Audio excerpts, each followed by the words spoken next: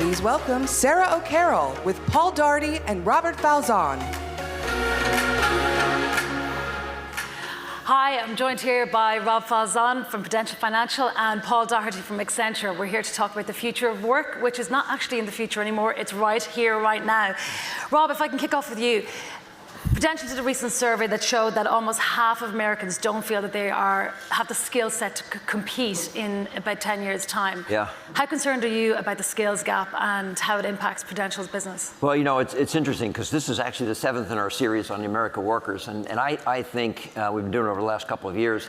And I think that was the most interesting thing to actually come out of this survey is that, you know, we have this idea that, you know, that the workers are unaware of the fact that they've got these challenges that are in front of them. And what we found in the survey is, in fact, that they don't necessarily feel threatened by technology. Most of them are pretty comfortable that their jobs are going to be around. Their concern is they may not have the skills to do the job, right? And so it was like a third of them, I think, you know, felt now they didn't have the skills, and then half of them, you know, 5 years or 10 years from now would, you know, are thinking they won't have the skills to compete. And so we're looking at that, and the challenge you have as a company, as an employer, is that, you know, that's both the employee base and that's the hiring base as well. That skills gap exists in the marketplace. And so you're not going to solve it simply by saying, well, that's fine. If our employees have that insecurity, we'll just go hire a bunch of people that have those skills. In fact, you know, the people that are out in the marketplace that are available to bring into the company are going to have the same issues with regard to getting the skills that are going to be required in order to be competitive going forward. And so I think for us as a company, it means that we have to invest in capabilities that actually help people to get the skills they're going to need in order to have the jobs that we're going to have in the future in order to be able to compete and make a difference for our customers. Absolutely. And Paul, what are you seeing as some of the key technology trends that are impacting how Americans are working?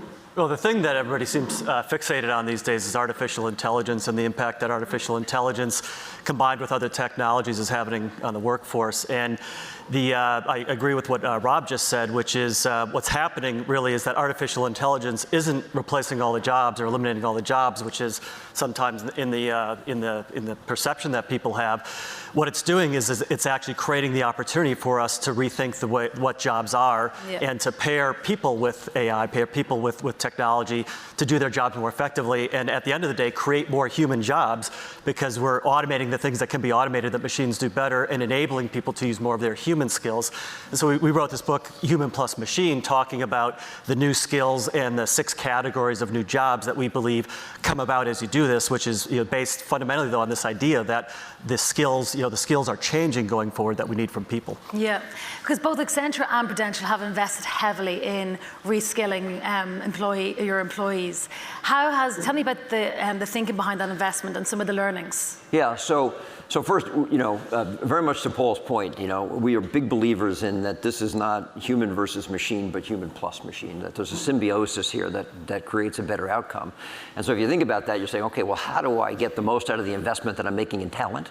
And how do I get the most out of the investment that I'm making in technology? I got to figure out how I marry these two things together. It's interesting, the full digitization. I know you wrote an article about sort of the post-digital world, but I still think we're in the digitization phenomena. But you know, the impediment to doing that isn't technology, right? We got all the processing power we need, and the impediment isn't data either, because we've got loads of storage capacity and lots of data. The impediment to it is talent that can actually marry the technology to the data and come out with outcomes. And so as we're thinking about that, what we're doing is investing in capabilities which allow individuals to do skill assessments that will then map to the jobs that we have open, and then identify for them the gaps that they have so that they can undertake to sort of, we'll provide the training to undertake the training that will get them to the place where they then have the skills that allow them to take advantage of the technology that we have. Yes, about reskilling, because Paul, in Accenture, you've retrained almost 300,000 employees. Tell me about that. Yeah, so we have about 500,000 employees, and we hire 130,000 new employees every year. So this issue of talent and skills is a big one for us that we deal with at scale. And you know, we do this in the context of technology changing rapidly. So our business, you know, over half our business is on technologies that didn't exist 5 years ago. So we're constantly cycling people through new technology skills. So we invest about $1 billion a year in training. Wow. A lot of that investment is in platforms for training. We believe this is about continual learning and investing in people so that you're able to continually move them along as technology changes. It's creating a culture of learning where people want to learn, a performance culture where people are rewarded for what they learn and the new skills they develop, and continuing that investment. One data point that I think is a bit of a alarming one that's hopefully a call to action is on this skilling point. We did a survey as part of the book, and we said how many executives believe that your workers won't be ready for AI, and it was like 75%. Most of the executives felt concerned about the skills. And then we asked how many of you are investing in training, 3%. I mean, a striking gap. So companies like Prudential and Accenture and others are investing in training, but I think we need really to have the call to action and see it as a competitive advantage, not just a good thing to do for the people.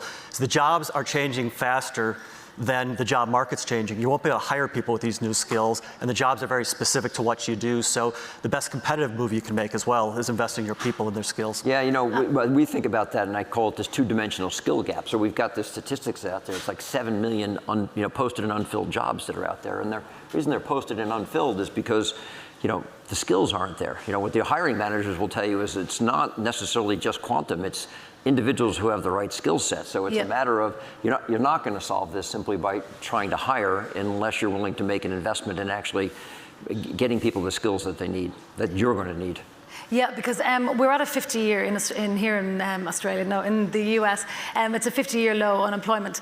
Is that a major driver for companies needing to focus on this skill set? It's a driver. That's one dimension of the two-dimensional skill set. So one dimension of it is we have a quantum. In our company, if we look at our attrition every year just from normal turnover and people retiring, we don't have as many employees as you have. We have about 50,000. What did you say? 300,000? 500,000. So we're 10 size, but we still have 50,000 employees. That's a lot of rollover on an annual basis. And so you're faced with the challenge of, well, I've got to replace that headcount in a very tight labor market. And incidentally, the people that are available may not have the skills that I need. And so you have to really think about, okay, one, how do I get people to stay longer? Because I may need that. Two, how do I get those people that are staying the skills that they're going to need to do the jobs that I have available and need in order for me to be successful competing in the marketplace. So it's a quality and quantum issue. The theme of today is generational opportunities. How are you going about creating a more dynamic workforce to cater to all these, like 4 generations in the one workplace?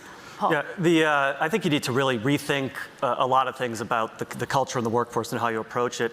And things like purpose become more important. Why do people work for your company? People are investing a lot of, most of their waking hours in what they do at work. So can they achieve their personal ambition at your company is increasingly important as you look at the generations and you look at the composition of our workforce. There's also issues around how do you motivate people in the right way. One big move we took 3 years ago, and I think we were one of the first to do it, is we looked at our whole performance management system and said, it doesn't work. Banding, rating, performance categories, we just said that doesn't work for the way we want to run our workforce. You spend most of your time in performance reviews arguing about who should be at the bottom rather than spending time focusing on the people's real performance. So we threw away annual banding, the rating, the whole process, and went to a strengths-based coaching process. No ratings, no categories, and pushed down the accountability, the salary administration, bonus administration to the immediate supervisory layer so that people were focused on the strengths of their people, how to coach their people to do better, and administer the rewards in a much more effective way. And that creates a culture where people are more accountable for their teams, accountable for their own performance, and not really competing for these bands in a salary scale. Sure. During the All Market Summit in Sydney a couple of weeks ago, one of the key themes that came out of the Future of Work panel was a frustration amongst graduates that their qualifications don't match up with the business needs. Do you see a shift away from credentials to a more skills-based resume? You want to start on that, Paul? Go ahead. Okay. So The answer to that would be yes, but. Okay, so first of all, you got to be really careful about this. I would not, don't conflate the needs of today with the needs that are associated with a sustainable career. So, there are certain programming tools that we're using today, and that's what's hot, and that's what you'll need to know to be employed today. But unless you have, I was at a meeting yesterday with a group, and they do some training around this stuff, and the president of that company used the word. And when we asked, what kind of people do you look for? He said, we look for people with tenacity. And he said, because that's what's required in order to survive, to prosper on a go-forward basis. It's about a need to continuously reinvent and relearn. And so, yes, degrees are important, but degrees are important in the context of what's here and now. What's more important that you have this attitude of, you know what, I have to continuously reinvent myself because the cycle of learning is compressed from decades into a handful of years. That you need to go about this reinvention.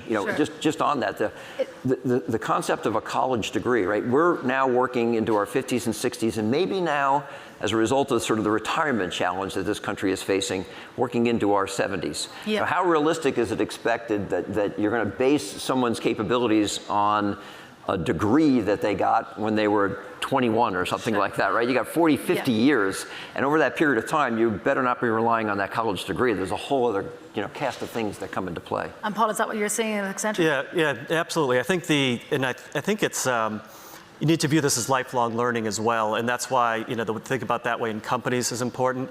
And I think there's more we need to do to think about how we do this in an inclusive way to make sure that those that currently aren't included and aren't able to be employed, don't have the relevant skills, get the right skills. Those that lose their jobs in their 30s, 40s, 50s, whatever it may be, middle of their career, how do they get reskilled? And that's where we put a lot of our focus. And I think that requires business and government and educators, communities to partner more. One of the we're doing a lot of this around the world and around the U.S. And one of the interesting things is something in St. Louis called My Path, My Future, which is looking at people who have lost their jobs through automation in different industries, and looking at what jobs will be in demand in that area, which turns out to be manufacturing, cybersecurity, and healthcare professions. Looking at how can we take the people, what skills are needed in those, and how do we take people out of work and get them ready for those skills through apprenticeship, through immersive training, et cetera. And I think that type of public-private cooperation in a real dedicated way to address these gaps is going to be important to make sure we don't have increasing inequality going forward within the workforce. Yeah, because I was wanting to ask is how can companies really structure their automation so that as a way to aid workers rather than replace workers? Yeah, so I can give you lots of different examples of that. I'll give you one on a human resource side, just so that may have broad application. I'll talk about one that's more insurance specific, so I don't know whether the whole crowd will turn out when I do. Will turn off when I do that. But just from a recruiting standpoint, using artificial intelligence to do the screening of the screening of individuals instead of that first interview. What we find, frankly, is we get better quality candidates with more diversity when we take the human out of that first equation. Now, what does that do? That leaves our people up to then spend more time on the candidates that come through that first screen instead of having to send legions of people to do the on-campus recruiting with lots of people of which we're going to only ultimately be interested in a smaller subset of that. So it's a way in which you can use technology to, frankly, improve the experience for the individuals that are interviewing for the position and improve the experience of our HR and hiring areas that are stretched in terms of their ability to sort of spend time on cultivating the right pipeline of talent. Yeah. You mentioned, Paul, inequality, rising inequality, low wages. Do you think AI is going to contribute to that, or do you think it's going to be a solution? I think it's both. I think we have to make sure we have to invest in people to make sure they have the right skills, and if we invest in people to make sure they have the right skills, I'm confident and convinced we'll have enough jobs that meet the requirements, that provide people with the careers they're looking for. But the risk right now is there's people who are in categories that won't have the right skills for those jobs. So that's really where the focus needs to be applied. Yeah.